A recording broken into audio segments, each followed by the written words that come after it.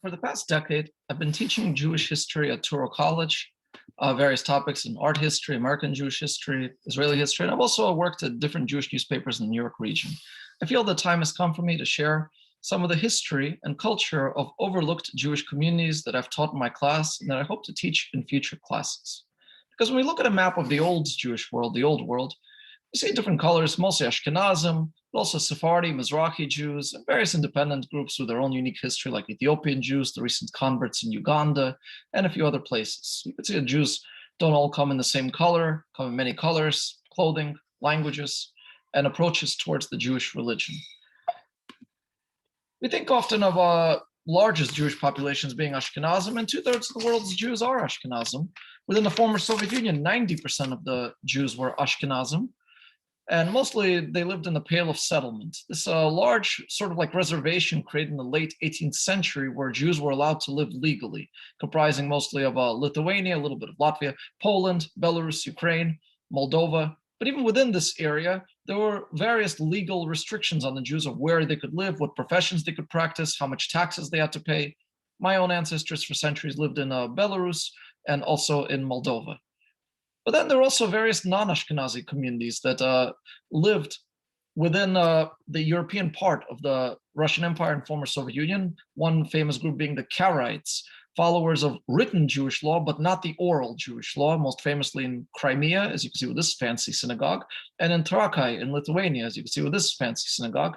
Their culture and language influenced largely by the Tatars and the Turks, and often they were mistaken for a Turkic ethnic group, which saved them during the Holocaust when the Nazis presumed that these are not Jews, these are Turks. They just follow a religion that looks Jewish. And the Jews of the Crimea vouched for that, though they themselves would be killed. The Jews ended up saving the lives of these Karaites by testifying that these are not Jews. You can see they pray on the floor, similar to the Muslims, the historical dominant culture in Crimea and across Turkey. Today, very small numbers of the Karaites remain in Crimea and in Lithuania. Many of them have since moved on to the West and to Israel. Another group that was not as fortunate were the Krimchuks. Krimchuks, also named after the Crimean Peninsula. By the way, even though their names are similar, Karaite sounds like Krim, Karaim, actually means for the word mikra, to write.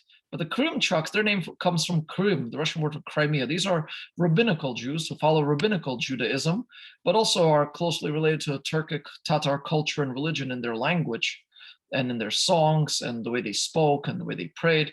Even though they prayed mostly in Hebrew, they did not survive the Holocaust. The overwhelming majority of them was exterminated. And the few survivors moved on to the West and to Israel, where they assimilated into the larger Jewish community. Then we go on to the Caucasus. Now look at this map, very diverse pastel of colors. That's Georgians, Armenians, Azerbaijanis, Chechens, Ingush, Ossetians, Balkarians, and so many other groups here, Russians to the north, Turks and Persians to the south. It's much easier to be a Jew in an ethnically and religiously diverse region than in a homogenous region, because in a homogenous region, the Jew sticks out. In an ethnic and religious diverse region, the Jew is just another group among many other groups. Picture to the north is Tskhinvali, the capital of South Ossetia, the self-declared independent region that is claimed by Georgia, formerly nicknamed the Jerusalem of Georgia for its large composition of rabbis and Jewish schools. Today, no Jews live there today. Down here is Tbilisi, the capital of Georgia, where the largest Jewish population in Georgia lives today. Before we go on to Georgian Jews, I want to also mention the mountain Jews, also known as the Gorsky or Kafkazi Jews. Gorsky means mountain in Russian, Kafkazi means Caucasus. Historically, they've called themselves Jehuro, which means Jews.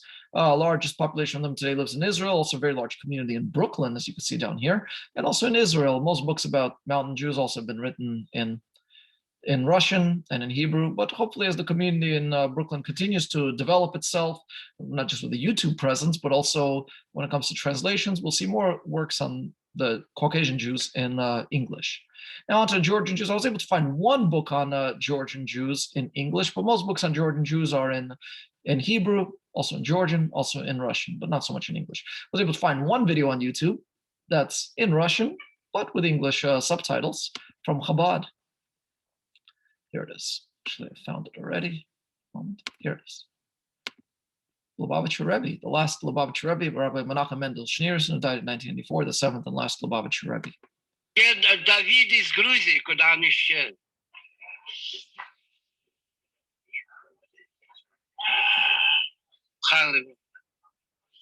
Он может петь. Yes, Lubavitcher Rebbe's first language was Yiddish, but he also spoke many other languages, French, a little bit of German, Hebrew, and of course Russian, because he lived under Russian Empire and under the Soviet rule until 1927, when he was allowed to emigrate, settling initially in Latvia, then Poland, and then just as the Holocaust was starting, escaping to New York. This is him in his Crown Heights headquarters in Brooklyn. Who is it? Можешь петь? Can you sing? So he finds a Georgian Jewish recent immigrant in this crowd of his followers, and here's one.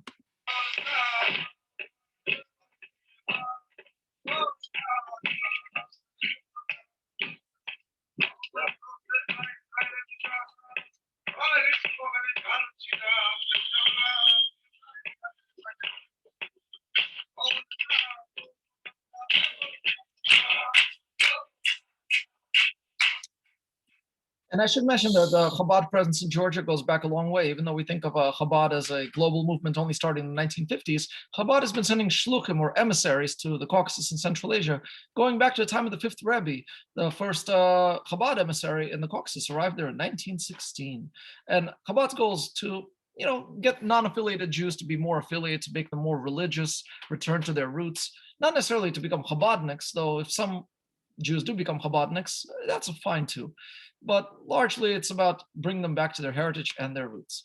Going back to our slideshow, one moment. This is the Rabbi David Bazov Museum in Tbilisi, Georgia, a former synagogue. That's a Jewish museum named after a famous Georgian Jewish rabbi. This is the synagogue in Al Hatzicha in Georgia, in southern Georgia, named after the city there, but historically home to the Davarashvili family, famous family of Georgian Jewish rabbis. Going on from there, a little bit about the history of Georgian Jews. And I do have notes with me, just so I don't get off track. When did the first Georgian Jews arrive there in Georgia? Was probably around the time of the Babylonian king Nebuchadnezzar, who destroyed the first temple, deported the Jews to Babylon. After his death, some of the Jews returned to the land of Israel under Ezra and Nehemiah, but other Jews went further east into Persia and then north into the Caucasus. In the 11th century, Georgian writer Leonti Muraveli wrote that the Jews who fled thence came to Kartli, Kartli meaning Kartveli, the Georgian name for Georgia, and requested Mama Sachlisi, the local ruler of Mitzcheta territory, for tribute. The Jews paid tribute, and in return, they got land on the Agarvi, a spring that was called the Zanavi. Zanavi became the quarter of the Jews in the ancient city of Mitzcheta. He also wrote that there was an additional influx of Jews into Mitzcheta during the reign of Vespasian, the Roman emperor who destroyed the Second Temple around the year 70. Georgia was contested for centuries between the Byzantines and the Persians to their south, the Persians being more tolerant to the Jews. And as a result, the Georgian Jewish culture and their ancestry is much closely related to the Persian Jews. Also, being a region on the edge of large empire, this was a land of syncretism, where cultures blended, and sometimes there was even religious heresy or breakaways from the main line of the religion. And in the late 9th century, there was a Jewish Karaite sect called the Tiflis sect, Tiflis being the old name for Tbilisi, the capital. Lasted for about 300 years, led by Musa of Tiflis. They deviated from the mainstream because they had a deistic view of God, that God created the world, but then stepped back. Also, they rejected the resurrection of the dead and argued that Rosh Chodesh was based on the disappearance of the old moon rather than the appearance of the new moon. But most Georgian Jews remained loyal to rabbinical Judaism, and the Tiflis sect disappeared into history. The Mongol invasion in the 1200s devastated the community, resulted in their status as serfs for the next 500 years. Although the Jews of Georgia had no political or economic freedoms, they had no experience with anti-Semitism either. They worked as serfs for the Georgian monarchy, the Georgian church, and the Georgian nobility. Serfs are almost like slaves, that they can't own property, they have to live on someone's property, but at the same time, more freedoms than slavery and protection from foreign invasions if they share their produce with the landowner or landlord. 1801, Russia annexed the Kingdom of Georgia because being sandwiched between the Byzantines, later the Ottoman Turks, the Persians, and the Russians, you knew that this small kingdom would eventually get swallowed up by a larger empire. The king's serfs became the serfs of the Russian treasury. Serfdom was abolished across the empire in 1863. At that point, Georgian Jews acquired citizenship, became equal citizens of the Russian Empire, because unlike the Ashkenazim, who were viewed as foreigners or outsiders by the Russians, the Georgian Jews were regarded as just another Caucasian ethnic group, alongside the Georgians, Abkhazians, Armenians, and so many others. And they began migrating to cities, having formerly lived in small towns and estates, communities in places like Sukhumi, Batumi, Poti, Al-Khatsiche, Tskhinvali, and then, of course, in the capital of Tbilisi, began to grow. 1863 was also the year when Georgian Jews began to make Aliyah, the first group of Georgian Jews appearing in Turkish Palestine, a community which we'll later get to. Now, to say a little bit about the Georgian church and its tradition of tolerance, unlike the other churches in the Christianity, Georgian church was tolerant for centuries for a few reasons. Let me just get to my notes on that. So it said that the Georgian church arrived with a Jew named Elias, who brought the robe of Jesus to Georgia after buying it from a Roman guard. His sister Sidonia is a saint in the Georgian church, a Jewish-born convert. Since the 11th century, the Bagrationi family, the royal family of Georgia that ruled the country till 1801, their descendants still live in Georgia, some live in America also, claimed ancestry from King David. And they had ruling monarchs with biblical names like David, Tamar, Jesse, and Solomon. Religious anti-Semitism only developed after the arrival of Russian rule, when the Russian Orthodox Church began to influence Georgian politics and religion. Now, a little bit about the beginning of Ashkenazim in Georgia and the connection between Ashkenazim and Georgian Jews. That all came in around the 1890s, Rabbi Avraham Chvolis, a native of Lithuania, a student of Rabbi Yitzhak Elchanan Spector, the namesake of the rabbinical seminary at Yeshiva University. He was accepting of secular learning. He's a man who's a blend of secular learning, Zionism, and traditional orthodoxy. 1902, another Ashkenazi-led school opened in Tbilisi, again connecting the Ashkenazi world to Georgian Jews. First Georgian-led school taught entirely in Hebrew between 1918 and 1921, led by Natan Eliashvili, who later made Aliyah with his family in 1925. And Rabbi Chvolis lived in Tskhinvali in Ossetia until 1931. Georgian Jewish historian Aharon Kricheli estimated that during the life of Rabbi Chvolis, nearly half of the Jews in Tskhinvali spoke Hebrew as a result of this rabbi. And that's how the city got the nickname Jerusalem of Georgia. His grandson Alexander fought in World War II, was a gifted mathematician, made Aliyah in 1990. In 1984, Beit Avraham Synagogue in Cholon was dedicated in his memory. In 2006, Georgia dedicated a postage stamp in honor of Rabbi Chvolis.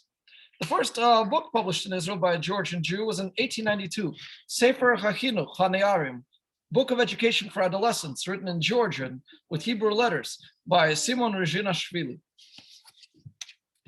Continuing on from there, I want to speak about Rabbi Chvolis' most famous student, but before then, just like there was a Zionist movement in Georgia, there was also a Reform movement in Georgia, similar to Reform Judaism of the Ashkenazim. Brothers Yosef and Mikhail Hananashvili in 1916 wrote articles arguing that the Jews are not an ethnic group, but we are a religious group. Really Georgians who follow Judaism, but that idea did not catch on. 1918, there was also the first Zionist newspaper in Georgia, Hama Ebraelita, the Jewish Voice. Ebraeli is the Georgian word for Jew. It sounds like Hebrew and Israeli. But remember, even though in English, people like me are called Jews from the word Judah, the largest of the ancient Hebrew tribes, in other languages like Russian, we are called Yevrei, comes from the word Hebrew. Similarly, in Georgia, Jews are named after the Hebrews.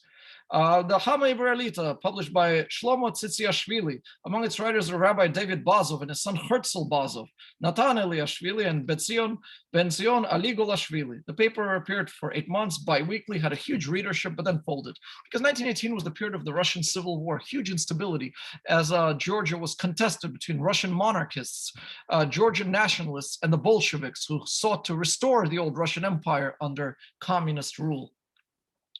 So the most famous student of Rabbi Chvolis was Rabbi David Bazov, here with a beard and hat, with his son Herzl Bazov. Rabbi Bazov blended traditional orthodoxy, secular education, and Zionism, leading voice of Zionism among Georgian Jews. The Georgian Jewish Museum in Tbilisi, named after Rabbi Bazov. First Georgian rabbi to attend an Ashkenazi yeshiva, born in Tskhinvali to a family with long rabbinical roots, influenced by Rabbi Chvolis, operated a school in the city. After his bar mitzvah, learned in Lithuania, where he was exposed to Zionist ideas. 1901, at age 18, participated in the Caucasus Zionist Conference, Tbilisi, led by Menachem Usishkin. A lot of streets in Israel named after Menachem Mendel Usishkin, the Ashkenazi, but a delegate to the Caucasian Conference. In 1903, he spoke at the Zionist Congress in Basel, speaking entirely in Hebrew, which impressed the delegates. And he attended subsequent Zionist congresses then, Rabbi Bazov. After the imposition of Soviet rule in 1921, Rabbi David Bazov stayed in Georgia as the chief rabbi of Oni, teaching Zionism in secret as it became illegal. His son, Herzl Bazov, born in 1904 after the death of Theodor Herzl, the father of political Zionism. Imagine having a name like Herzl living in communist rule. Nevertheless, Herzl Bazov became a successful playwright and journalist, but then he was arrested in 1938, that year of Stalinist purges. David Bazov survived the purges, died in his home in 1947, but Herzl Bazov was executed in 1938. His grave remains unknown. There's a street in Oni running past the synagogue that's named after Herzl Bazov, and David Bazov's name appears not only on the Jewish Museum in Tbilisi, but also on streets in Jerusalem and Holon. The former Jewish synagogue in Skhin Valley today is a ruin. No Jews live in Skhin Valley today, following the war between Russia and Georgia over South Ossetia. Now, just like there were Zionist rabbis in Georgia, there were also Haredi rabbis. But also, I want to point out another thing. This beautiful photo here from 2006 showing Georgian minister Georgi Khevlashvili, congregation president Roman Zak, and Rabbi Acharon Chaim honoring Rabbi Chvolus with a postage stamp. This is in the Georgian Jewish synagogue in Queens, New York, where Rabbi Chaim is the Chabad rabbi to the Georgian Jews. Moving on from there, just like there were Zionist rabbis, there were Haredi rabbis. Haredi means either non-Zionist or anti-Zionist, black hats, beards, influenced by the yeshivish outlook of Eastern Europe. And the leading voice of that was Rabbi Reuven Eliashvili of Kutaisi. On his visit to Jerusalem, he established a closeness to its Ashkenazi rabbis and translated Eitz Chaim Rosh Yeshiva, Rabbi Yechiel Michael Tuchachinsky's work on purity into Georgia. He had sons and son-in-laws who each took different directions as far as their chinuch or education went. His son-in-law, Rabbi Moshe Davarashvili, was a student of the Chavetz Chaim and later became a member of the short-lived Georgian parliament of 1918 to 1921. His brother, Yaakov Davarashvili, took a different path, studied in Kutaisi under Chabad Shliach, Rabbi Shmuel Halevi Levitin, the first Chabad Shliach in Georgia. Another brother, Rabbi Gavriel Davarashvili, studied in the Brisk Yeshiva under Rabbi Chaim Soloveitchik, the famous Brisker Rav. He made Aliyah in 1973 after many arrests under Soviet rule. And here's a video I found on Rabbi Gavriel Davarashvili at a bar mitzvah in Israel in the 1970s. Very beautiful video. This man was like a living national treasure. So here it is.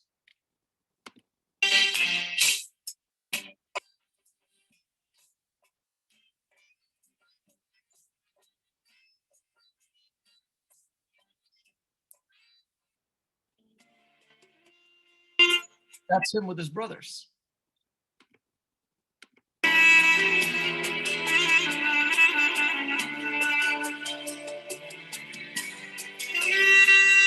Lived from 1896 to 1983, but as I mentioned, a lot of the writings on Georgian Jews are either in Hebrew and Georgian, not so much in English, until this video, hopefully.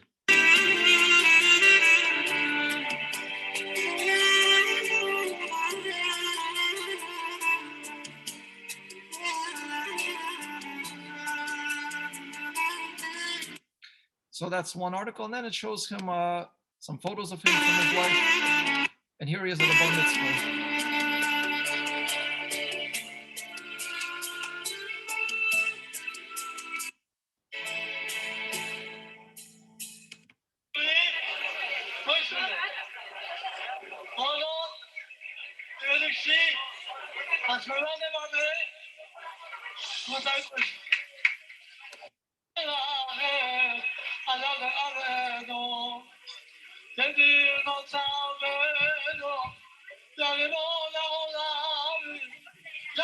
Yeah, the Nusach or prayer liturgy is in the Sephardic Mizrahi style, as I mentioned. Georgian Jews, unique as being the only Sephardic group that has historically lived in the largely Christian society of Georgia, because usually we associate Christian society with Ashkenazim, Muslim society with Sephardim, but Georgians are unique here in this case.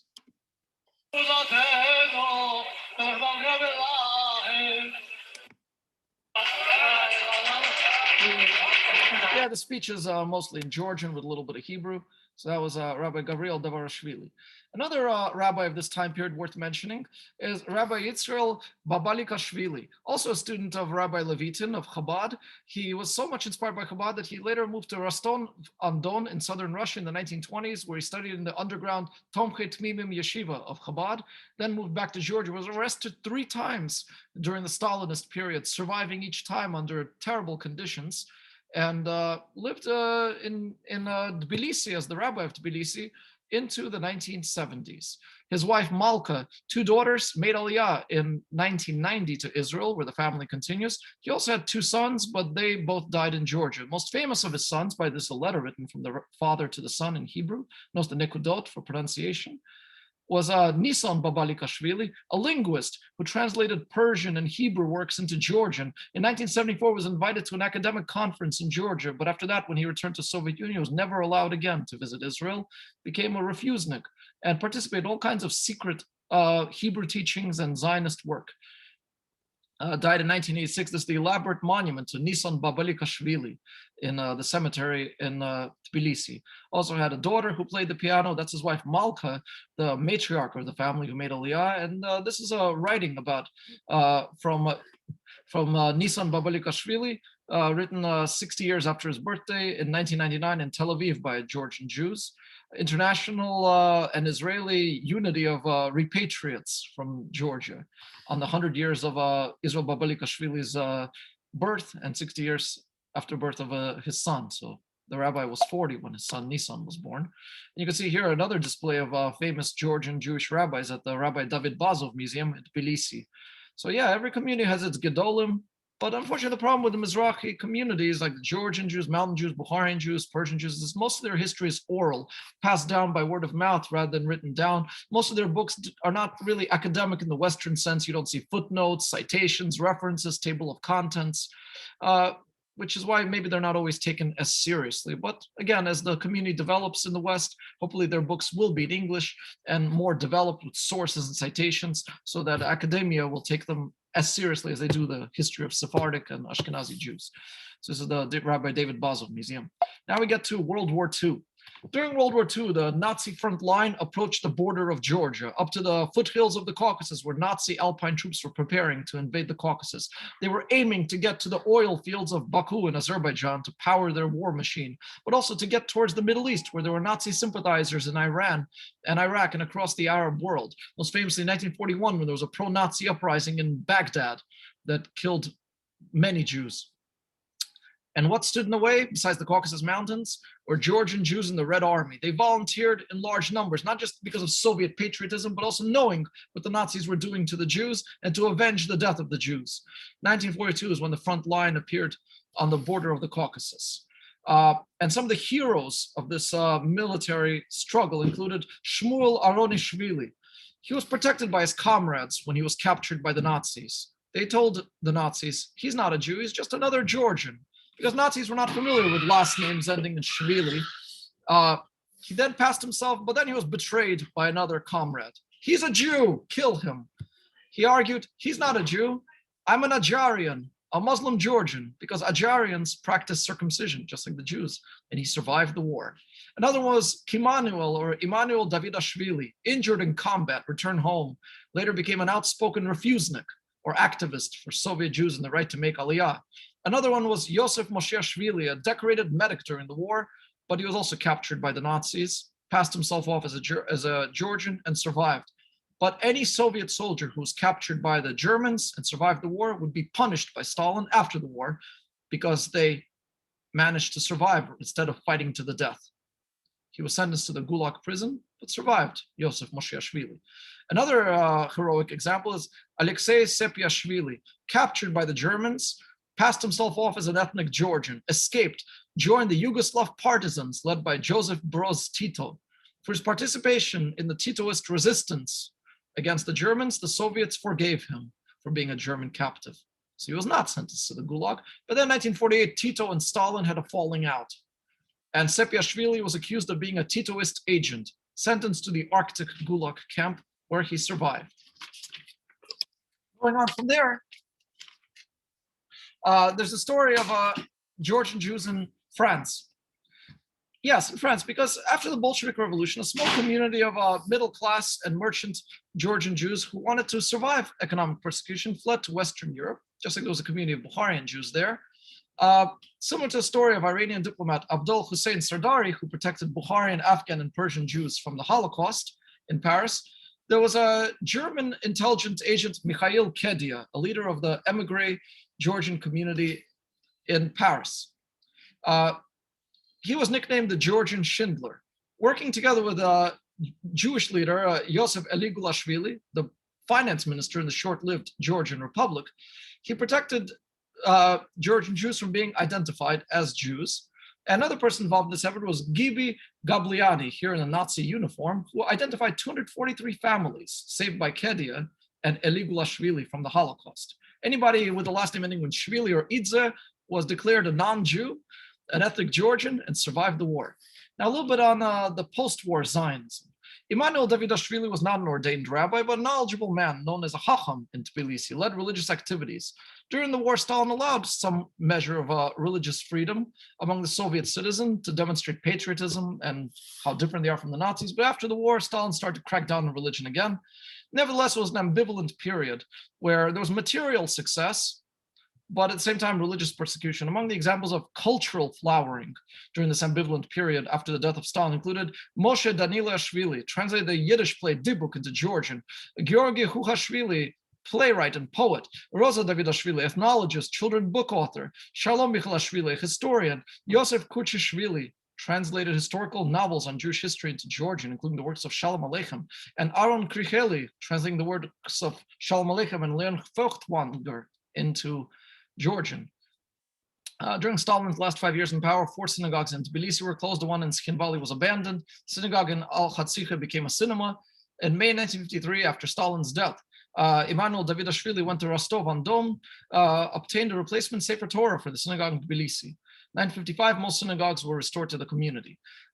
Georgia was very unique among the Soviet republics because even though Georgian Jews were less than 3% of Soviet Jewish population, nearly 20% of synagogues in the Soviet Union in 1966 were in Georgia.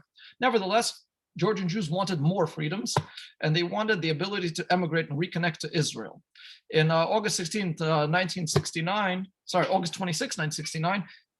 18 families from Georgia, led by Kutaisi activist Shabbatai Elashvili, petitioned the UN Secretary General for the right to make Aliyah. Very dramatic way in which they signed this petition of 18 names. At the end of Shabbat, in a synagogue, on candlelight, they signed it, passed it off to a journalist who passed it off to a Dutch diplomat, and then it made its way to the UN and to Israeli Prime Minister Golda Meir, who read this letter with tears in front of the Israeli Knesset, or the parliament. She knows a lot about Soviet Jews, having been the Israeli ambassador to the Soviet Union in the 1940s. July 1971, a group of Georgian Jews went on a hunger strike outside a Moscow post office, demanding Aliyah. Many of these refugees had good jobs, good prospects in the Soviet Union, but they did not want to live there. They want to practice their culture and religion and to live in Israel. Elashvili's name, Shabbat Elashvili, appears on a street in Jerusalem. The renaming ceremony was led by General Yitzhak Rabin, who later became Prime Minister of Israel.